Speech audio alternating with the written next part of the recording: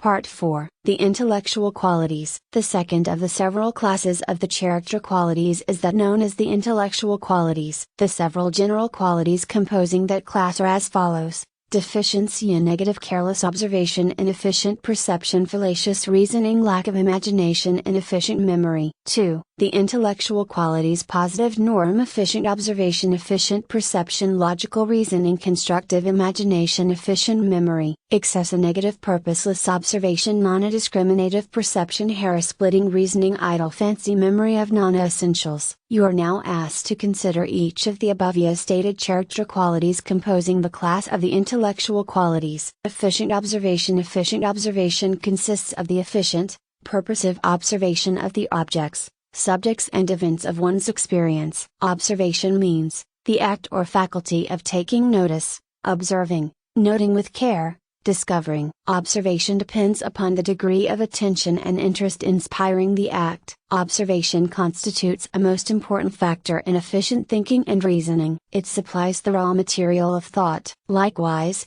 it is the efficient basis of creative imagination, invention and designing, and upon its foundation the structure of memory is built. Our memory records and our images of reproductive imagination are but variants of observed things and facts. The three elements of efficient observation are: 1. Attention, in which the mind goes out toward the object of observation; 2. Interest, which inspires and holds the attention; and 3. Discrimination, which distinguishes between the discovery and detection of facts concerning things which contribute to our efficiency, on the one hand, and the noting of facts and things which serve no practical purpose or end in our lives, on the other hand. The deficiency negative of efficient observation is known as careless observation, in which are lacking all the elements of the positive quality. The majority of persons are deficient in observation, hence their lack of material for efficient thought, creative and constructive imagination,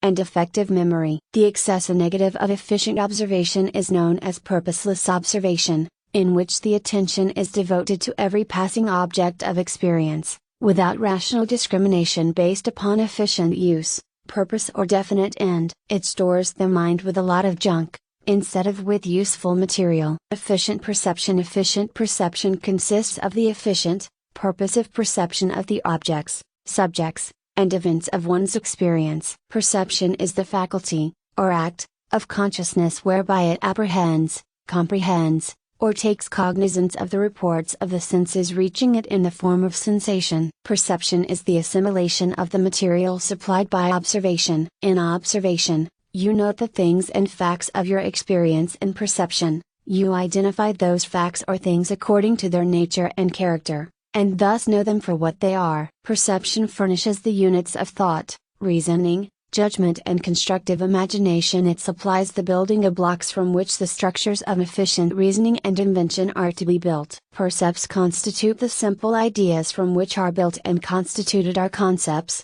general ideas, logical classes and other higher elements of thought. The deficiency negative of efficient perception is known as inefficient perception, in which are lacking all the elements of the positive quality. The great masses of persons lack the faculty of efficient perception, and thus are without the materials of efficient thought, reasoning, invention, constructive imagination, etc. The excessive negative of efficient perception is known as non-discriminative perception, which is characterized by the frittering away of perceptive power on objects, facts and events which are non-essential to our efficient thought, reasoning and constructive imagination, and which fill the mind with a mass of worthless material serving no useful or practical purpose. Perceptive power without discrimination is practically useless, and serves to choke and clog the true perceptive areas of the mind. Logical reasoning. Logical reasoning consists of the employment of the reasoning faculties along the lines of logical inference,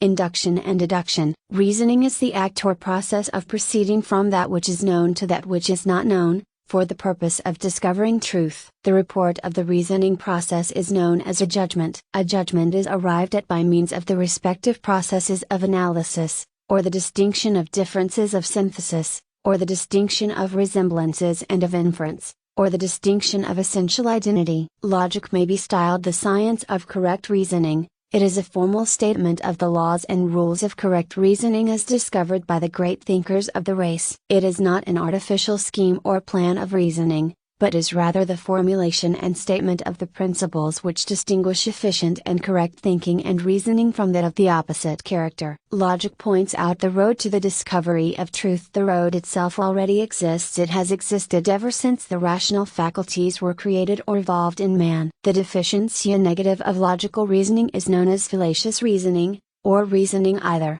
a. based upon false premises, b. conducted upon illogical principles, c. resulting in an illogical and unwarranted conclusion or judgment, or d.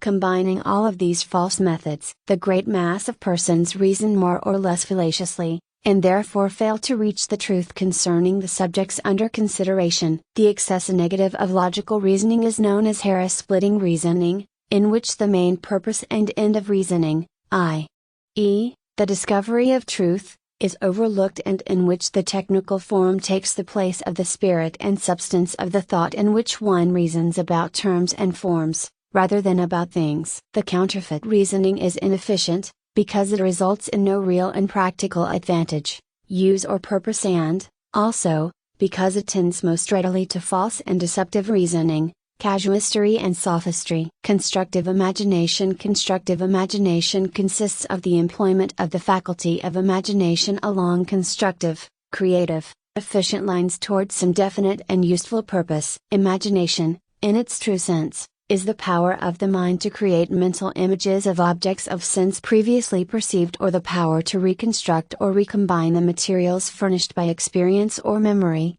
and to employ these for the accomplishment of some useful and practical purpose. In constructive imagination, the powers of imagination are employed for the purpose of construction, creation, invention in accordance with some definite purpose, and toward some definite end. Constructive imagination is the chief instrument of the inventor, the designer, the forward-looking business or professional man, the workman, the military officer, the writer, the artist, etc. It is one of the most important and useful of the mental faculties, and is truly a positive quality, inasmuch as it tends to make you stronger, better, and more efficient. The deficiency negative of constructive imagination is known as lack of imagination, in which the powers of imagination are not actively employed and applied, or in which they remain in an undeveloped state. The person lacking in imagination is under a serious handicap, and will not be likely to move forward in life, for he cannot see ahead, plan, design, invent, or construct. The excess negative of constructive imagination is known as idle fancy, in which the powers of imagination, perhaps highly developed and active, are dissipated by reason of indulgence in idle fancy, daydreaming, building castles in Spain, purposeless reverie, etc., having no relation to practical life, and being directed to no definite end. This phase of imagination is typically negative, inasmuch as it tends to make you weaker, worse, and less efficient according to the standard of positive efficiency as set forth in this instruction. Efficient memory consists of the efficient, purposive employment of the faculty of memory, the direction of the powers of memory to some definite, useful purpose and end, according to the true principles and methods governing the employment of the processes of memory. The importance of an efficient memory need not be urged here, it is too well known to require argument. The usable knowledge of the individual is stored away in his memory, subject to efficient recollection, remembrance and recognition. Memory is to the mind what the reproducing instrument is to the phonograph. In either case, that which is recorded and stored away is practically useless if it cannot be reproduced. An efficient memory is truly positive, inasmuch as it tends to make you stronger, better, and more efficient in a marked degree. It meets without qualification the test of the touchstone of positivity. The deficiency negative of efficient memory is known as inefficient memory, which is marked by an absence of practically all of the characteristics distinguishing the positive quality. An inefficient memory is a most serious handicap to the individual, and is truly a negative quality, for it truly renders the individual weaker, worse, and less efficient in every way. The excess negative of efficient memory is known as memory of non-essentials, which is marked by an undue attention to and an unnecessary remembrance of the non-essential, trivial, useless, unimportant details and incidents of everyday experience. This kind of memory is frequently found in persons of undeveloped intellect, young children, savages, and also among the impractical, inefficient persons who abound on all sides. Such persons will be found to lack concentration and trained attention, and to have interest only in the trivialities of life.